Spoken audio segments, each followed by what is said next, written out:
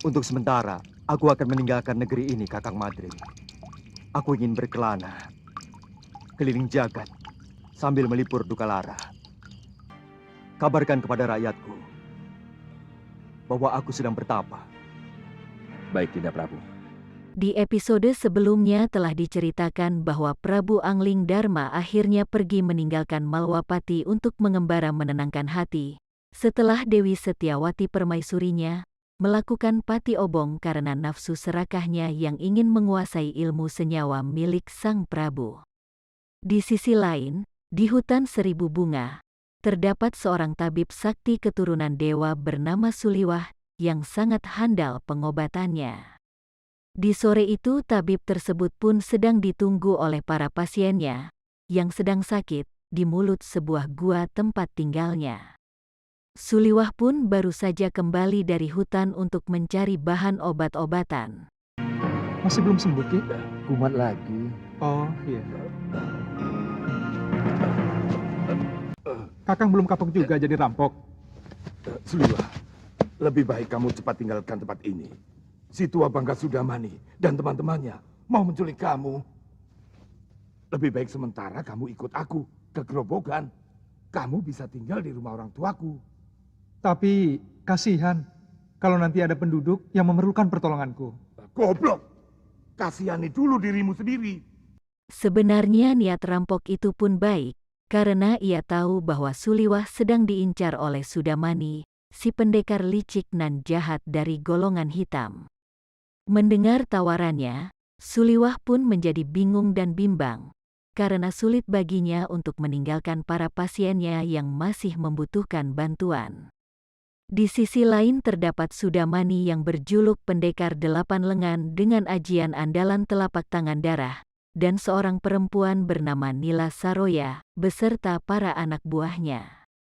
Tampaknya mereka sama-sama sedang mencari Suliwah, namun entah apa yang mereka inginkan dari tabib muda tersebut. Sudamani itu mau menyempurnakan ilmu hitam tangan darah. Dia pasti akan memaksa kamu untuk mengumpulkan ramuan racun yang paling berbahaya. Kalau tidak mau, Jangan coba-coba menolak kemauan pendekar kejam yang bergelar Silangan 8. Kamu pasti akan dibunuh. Weleh. Akhirnya ketemu juga. Itu suara dia. Ayo Liwa, jangan main-main dengan nyawa.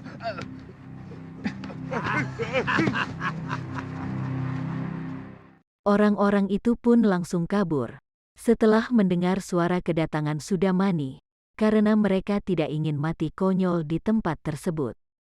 Suliwah yang masih polos itu pun belum paham tentang siapa itu Sudamani ataupun Nila Saroya, sehingga ia tidak begitu panik dengan kedatangannya.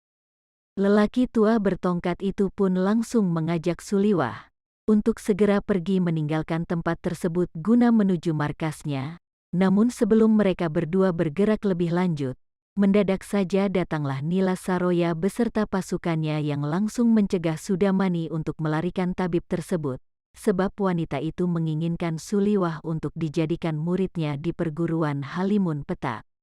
Sudamani pun jelas tidak terima, karena ia merasa telah lebih dahulu berada di tempat itu, sehingga kemudian terjadilah bentrok di antara mereka. Namun sepertinya Sudamani lebih unggul dalam hal ilmu dan pengalaman.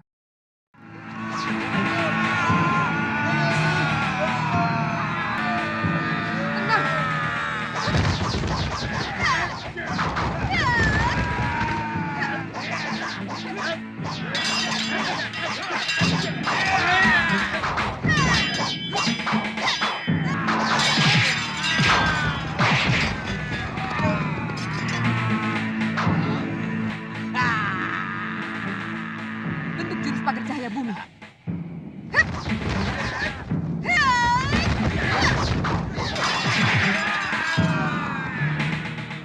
Ya, Suliwah yang melihat pertarungan dahsyat itu pun kemudian segera berlari kabur menghindar karena ketakutan, dan ia pun sama sekali tidak mengerti ilmu silat. Sementara itu Sudamani yang menghadapi serangan-serangan Nila Saroya dan para anak buahnya pun tampak sangat menguasai keadaan.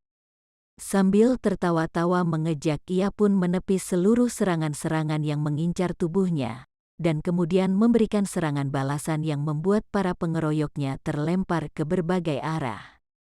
Setelah merasa cukup untuk bermain-main, Sudamani pun selanjutnya langsung mengeluarkan ilmu pamungkasnya, yaitu ajian telapak tangan darah, yang sudah sangat tersohor ke 8 penjuru angin.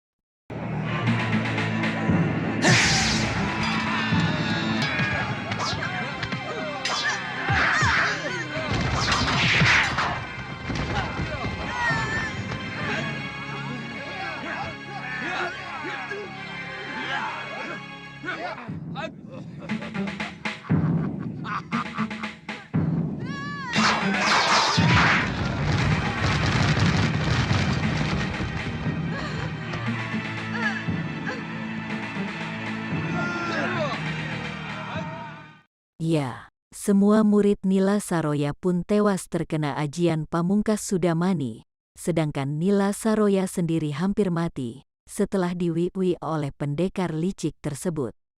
Kini kita menuju kepada Prabu Angling Dharma yang di saat itu secara tidak sengaja telah memasuki kawasan Bukit Seribu Bunga, yang termasuk di dalam wilayah Gunung Kendeng.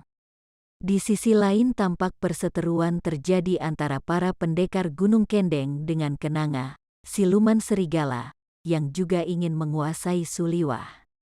Para pendekar itu pun berusaha menghalangi siluman wanita itu hingga kemudian terjadilah pertarungan di antara mereka.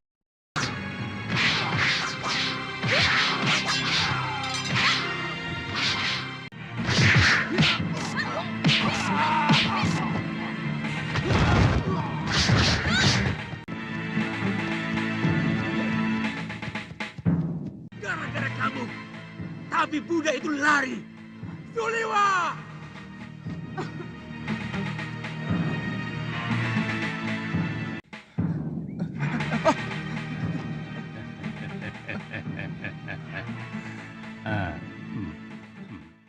Kini Suliwah pun justru bertemu dengan Citra Genjit, seorang pendekar tua yang berasal dari Gunung Purwo.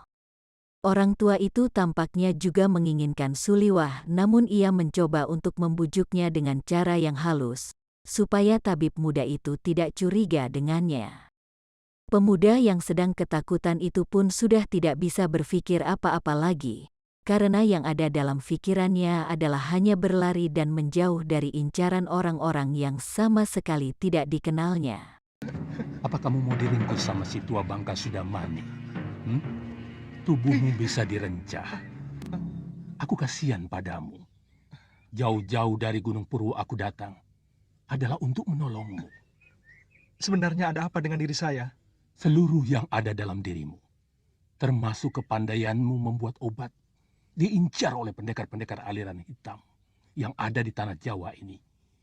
Karena kamu diyakini sebagai keturunan terakhir Batara Surya.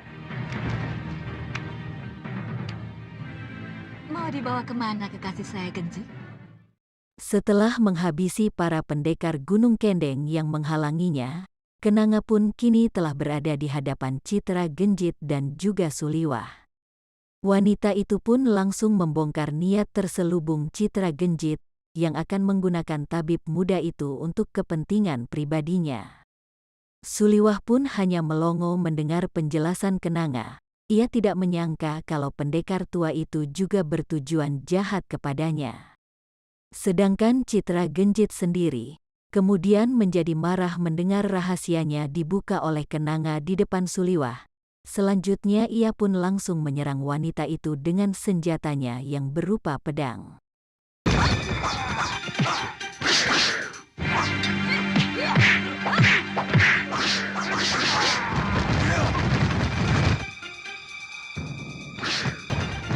Kenapa semua orang menginginkan diriku? Dan semuanya orang-orang jahat.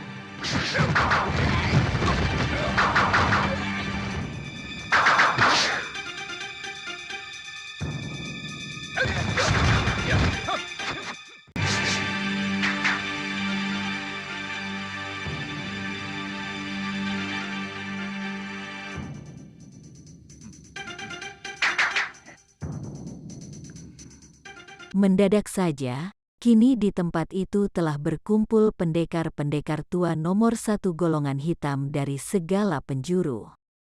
Mereka yang baru datang adalah Ki Paron Wajah, Ki Brangas, Kang Sadewa, Empu Ganggadara, dan pendekar seruling. Selanjutnya terjadilah perdebatan panas di antara mereka karena mereka saling melindungi diri dengan berpura-pura akan menjadikan Suliwah sebagai muridnya. Seakan-akan semua ingin menyelamatkan tabib muda tersebut dari orang-orang jahat yang menginginkannya, padahal orang-orang jahat itu adalah diri mereka sendiri. Akhirnya mereka semua pun mencoba untuk membujuk Suliwah untuk mendapatkan jawaban langsung dari pemuda itu tentang siapa yang dipilihnya.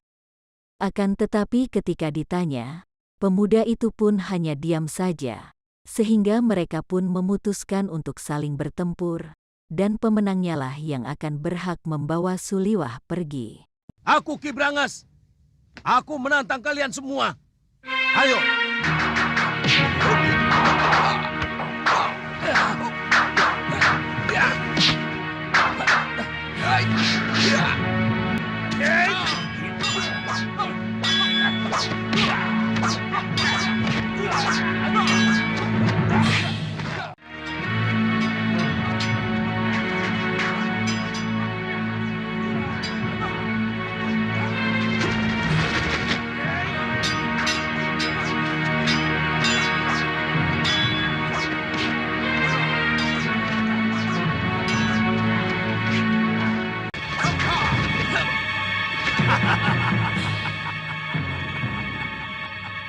Rupanya manusia-manusia jompo ini juga menginginkan kesaktian tabib Buddha itu.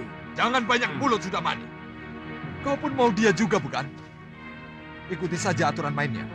Ya, di tengah pertarungan besar itu Sudamani pun tiba-tiba muncul dan merendahkan para pendekar seumurannya tersebut, karena ia merasa paling sakti di antara mereka semua. Sedangkan Angling Dharma, sedari tadi hanya memperhatikan pergerakan para pendekar tua itu dari atas pohon, ia pun masih penasaran tentang apa yang sebenarnya terjadi, dan mengapa orang-orang jompo itu sampai bertarung satu sama lain. Pertarungan pun akhirnya berlanjut, namun di tengah pertarungan besar itu, Kenanga pun hendak berbuat curang, dengan membawa lari Suliwah. Akan tetapi Sudamani yang mengetahuinya pun cepat-cepat mencegah pergerakan wanita siluman tersebut. Setelah mengamati semua yang terjadi sejak tadi, Angling Dharma pun kemudian mengerti dan paham bahwa orang-orang itu sedang memperebutkan pemuda yang tidak dikenalnya, sehingga kemudian ia pun segera keluar dari persembunyiannya. Hentikan! Tidak tahu malu. Apa begini sikap para pendekar? Untuk memperebutkan korban yang tidak berdosa. Benar-benar tontonan murah. Apa yang mau kalian pamerkan? Jurus-jurus kalian masih mentah dan dangkal. Ilmu tongkat dia ini tentu dari jurus 8 lengan. Tapi masih jauh dari sempurna. Wele. Siapa sebenarnya kamu? Kesombonganmu sudah mencapai langit. Kesombonganku masih jauh di bawah ilmuku.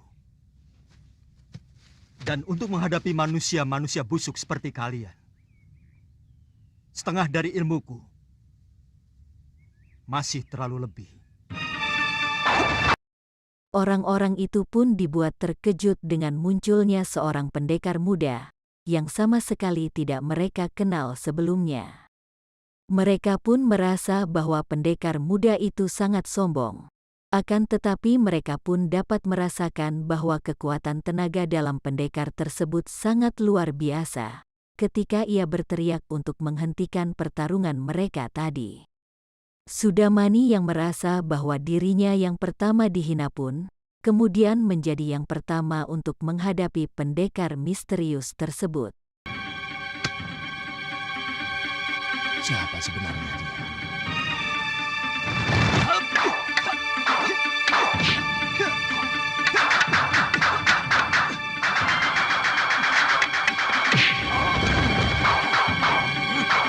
jurus orang tua ini.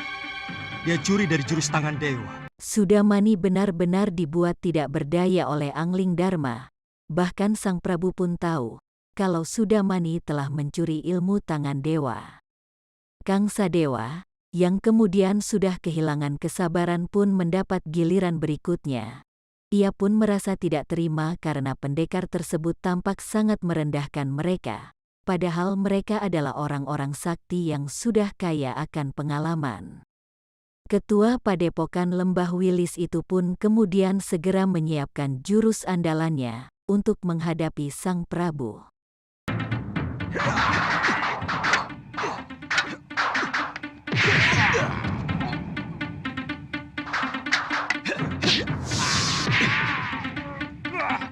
Gerakanmu cukup enteng di sana.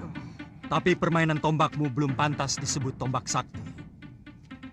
Dan pukulan tangan kirimu tadi tentu yang dinamakan lengan baja. Sayangnya tidak cocok dengan sebutannya. Terlalu lembek. Luar biasa. Ternyata Sang Prabu juga bisa mengalahkan Kang Sadewa yang sudah terkenal ke seantero jagat bahwa ia adalah pendekar sesepuh yang pilih tanding, alias sulit dicari tandingannya. Namun di hadapan pendekar muda yang tidak dikenalnya itu, ia pun hanya seperti seorang tua yang baru belajar ilmu silat, karena semua ilmunya dapat dimentahkan dengan mudah. Kini giliran Ki Brangas yang telah bersiap-siap untuk menghadapi Sang Prabu dengan jurus-jurus sakti ciptaannya sendiri. Ki Brangas adalah tokoh Kosen yang memiliki ajian Braja Geni, sama dengan ajian yang dimiliki oleh Patih Batik Madrim. Baik, kamu akan kuajar bagaimana memainkan jurus Raden Subali yang benar.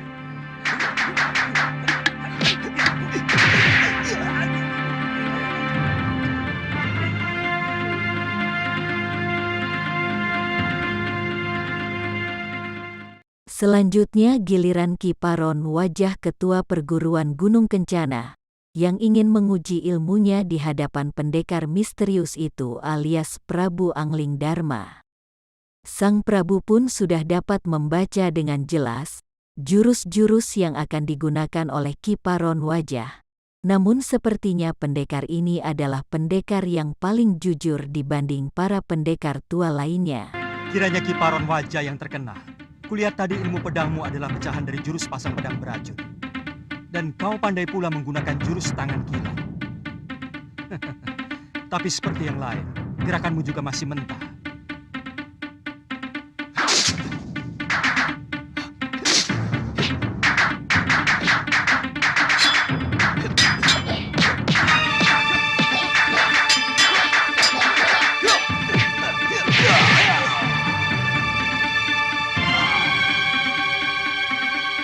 Saya mengaku kalah, Tuan Pendekar. Tuan mampu meniru semua gerakan dari semua lawan Tuan. Tuan benar-benar hebat. Saya tahu, Tuan memiliki aji desendria, ilmu 10 indera yang mampu menirukan semua ilmu. Ya, tampaknya pendekar tua dengan senjata suling ini adalah satu-satunya orang yang paham dan mengetahui ilmu apa yang dimiliki dan sedang digunakan oleh Prabu Angling Dharma. Walaupun ia sudah mengetahui kalau ia akan bernasib sama dengan yang lainnya, namun ia tetap merasa harus mencobanya demi kebesaran namanya, supaya tidak dianggap pengecut oleh teman-temannya itu.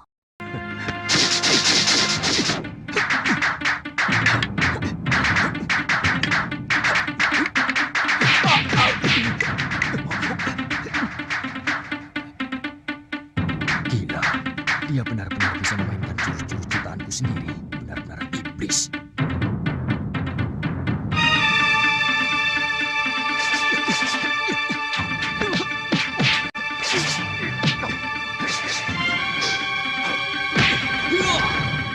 Untuk terakhir kalinya adalah giliran Citra Genjit, namun baru saja ia mempersiapkan jurus-jurusnya.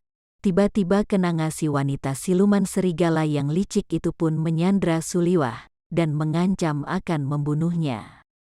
Akan tetapi Sang Prabu pun bertindak cepat sehingga Suliwah terbebas dari maut, dan kini ia pun aman berada di tangan Raja Malwapati tersebut.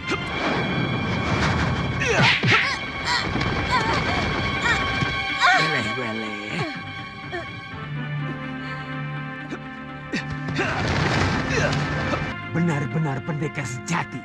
Kesaktiannya begitu sempurna, padahal umurnya masih muda. Sang Prabu pun kemudian menjauhkan tabib muda tersebut dari jangkauan orang-orang jahat itu. Ia pun kemudian bertanya kepada Suliwah tentang siapa pemuda itu dan mengapa menjadi rebutan para tokoh nomor 1 golongan hitam. Suliwah yang masih polos itu pun kemudian menjelaskan secara jujur tentang dirinya. Saya heran. Begitu banyak pendekar yang menginginkan kamu. Siapa sebenarnya kamu? Nama saya Suliwah. Saya dukun obat biasa. Mungkin kamulah yang dianggap sementara orang sebagai titisan Betara Surya. Pantas. Hatikan